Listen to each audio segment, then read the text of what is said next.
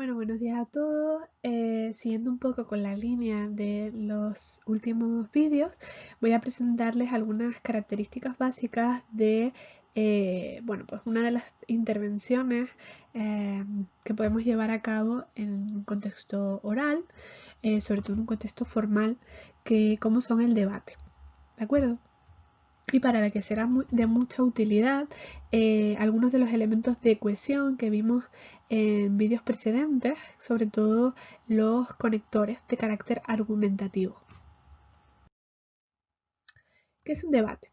El debate es un diálogo formal de carácter argumentativo, más o menos planificado, en el que dos o más personas exponen su pensamiento sobre un determinado tema. Es decir, hablamos de un tema concreto, como puede ser, por ejemplo, el cambio climático. Y cada uno de los intervinientes va a presentar pues su propia opinión, sus propias ideas, siempre desde el punto de vista de la argumentación, es decir, presentando motivos o causas que puedan justificar lo que estamos diciendo, ¿no? Que puedan justificar nuestra propia opinión.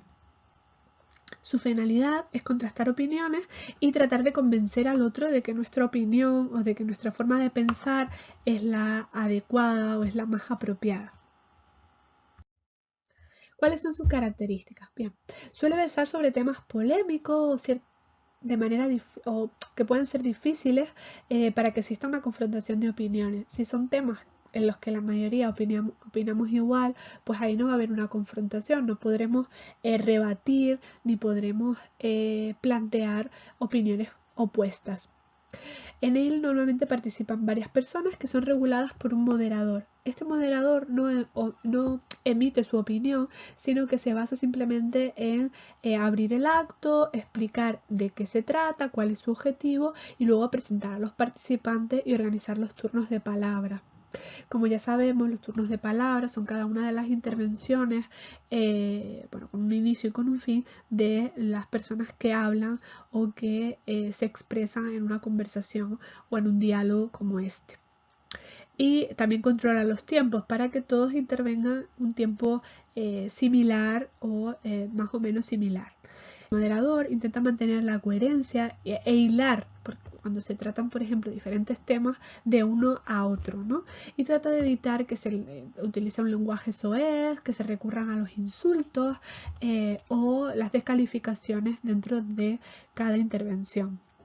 A lo mejor los más conocidos pueden ser los debates electorales que tienen lugar cada 4 años cuando, pues previamente a la realización de unas elecciones electorales.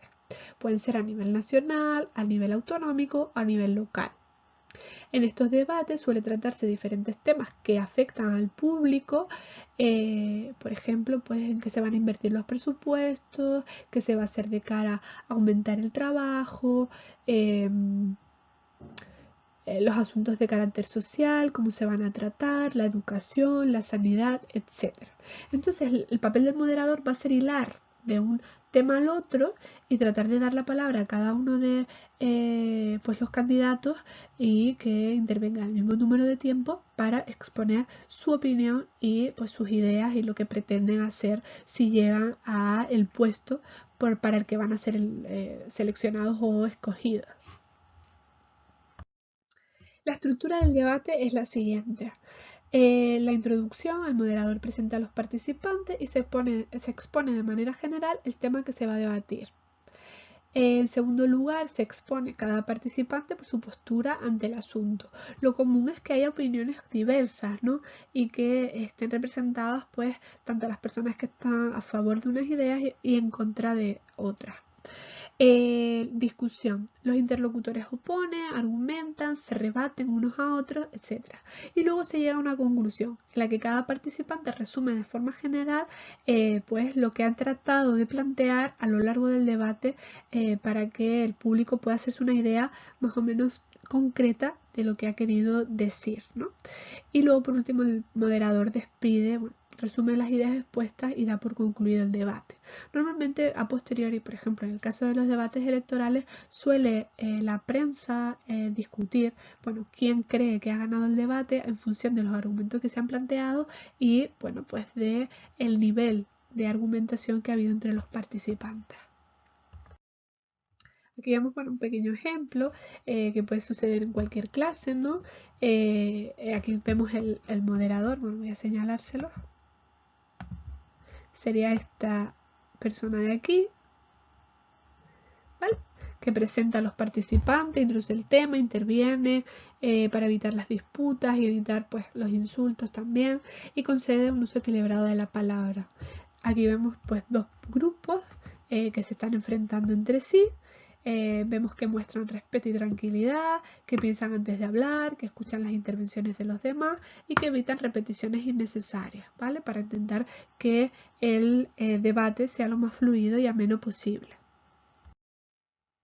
Las funciones del moderador son, por tanto, hacer que se respete el turno de palabra, dar la palabra si alguien no ha intervenido, intentar que intervengan todas las personas por igual, determinar el tiempo de cada intervención, a lo mejor nos da 1 minuto, nos da 30 segundos para exponer un comentario, procurar que haya conexión entre los temas que se tratan, es decir, hilarlos de una forma a otra, y evitar las faltas de respeto y sancionar a quien las lleve a cabo. O sea, incluso si una persona de forma reiterada está intentando pues insultar, puede ser expulsado del debate, ¿no? Porque eso va contra los principios básicos de este tipo de diálogos.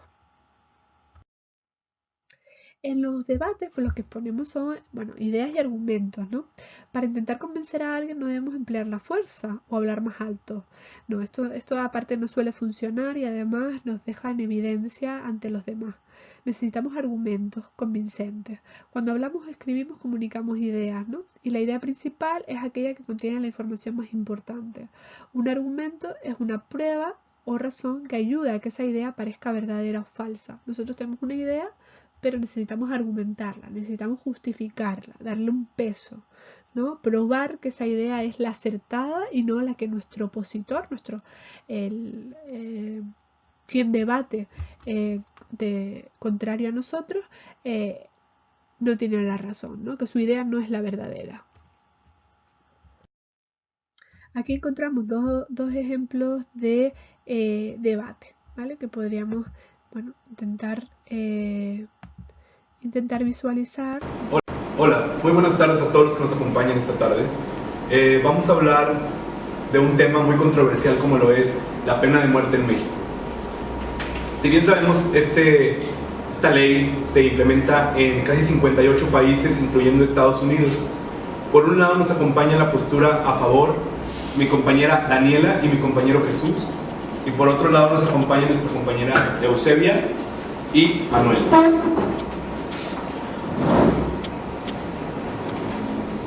Para comenzar este debate vamos a hacer una pregunta, y es: ¿por qué debería legalizar la pena de muerte en México?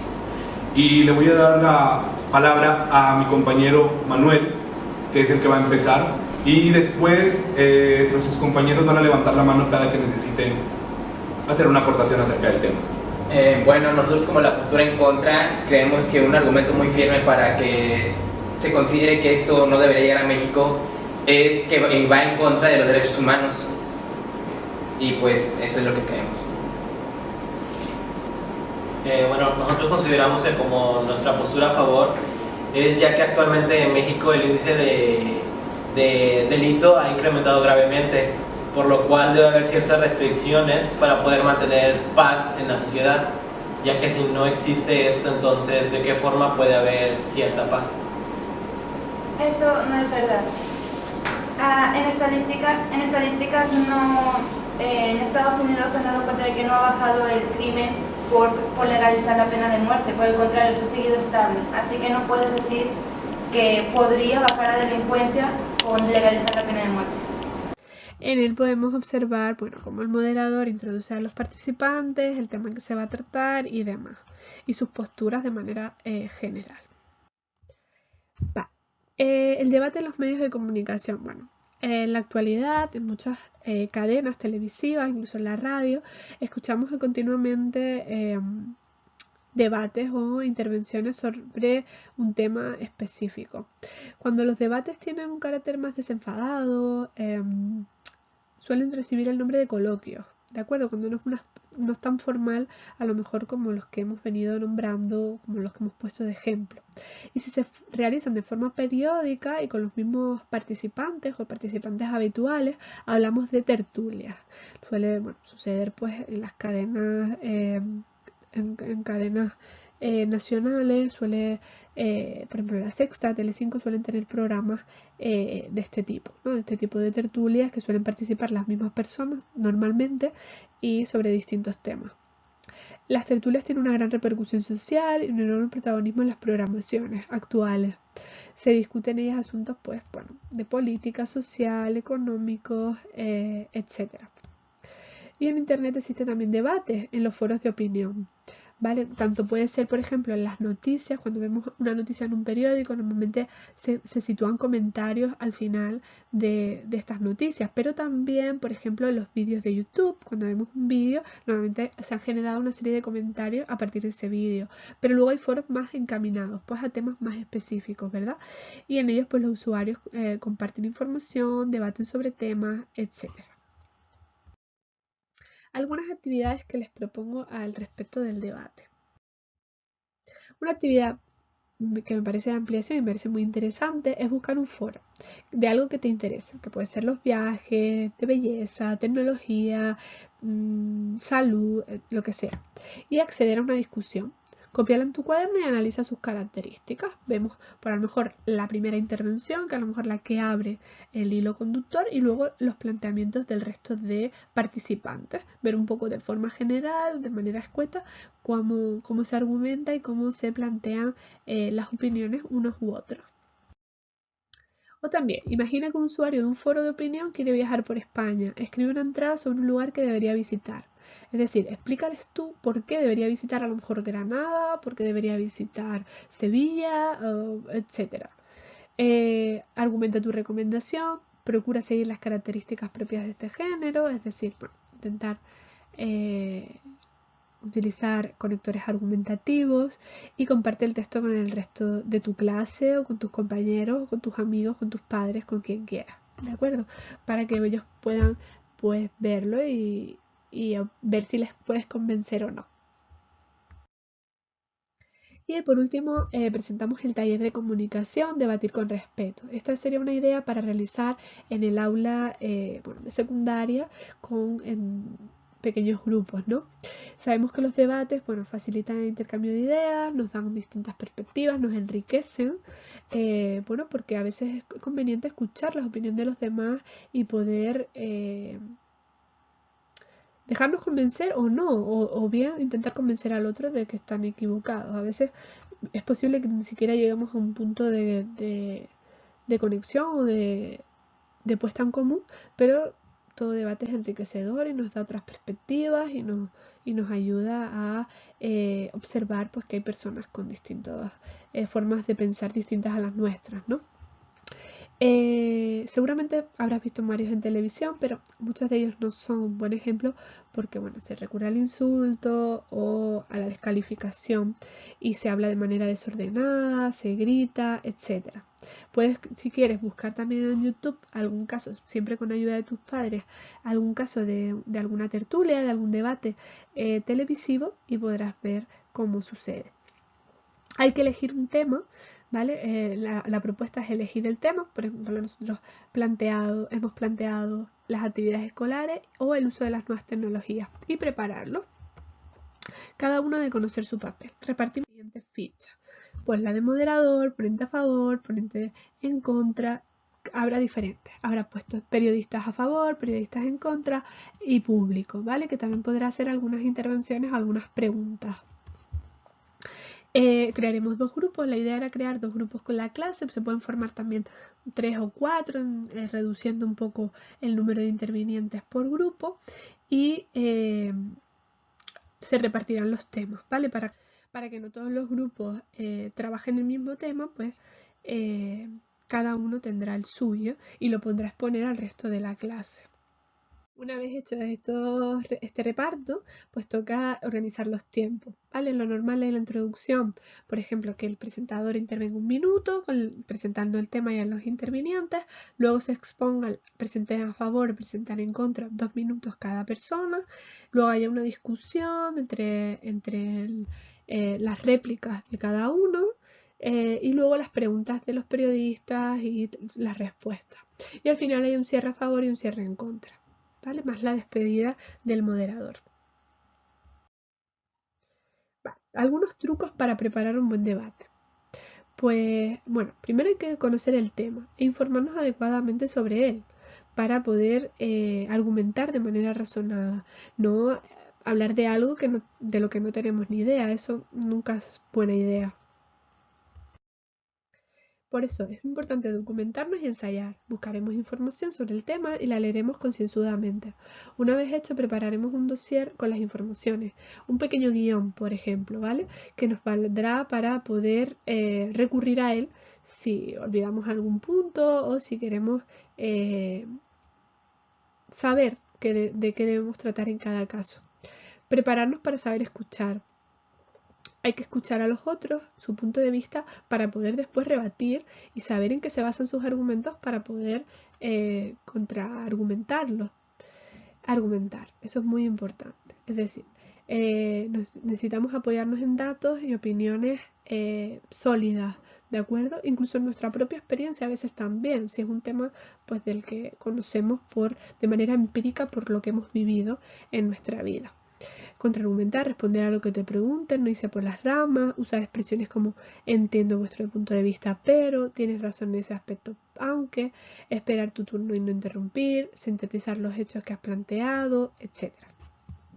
Y sobre todo jugar limpio, ¿vale? Para convencer no hace falta actuar de mala manera, ni insultar, ni atacar. Ser amable y utilizar un buen tono. Y además cuidar la entonación, el ritmo y el lenguaje corporal. Es muy importante también esta parte. Sabemos que en el diálogo interviene el lenguaje no verbal.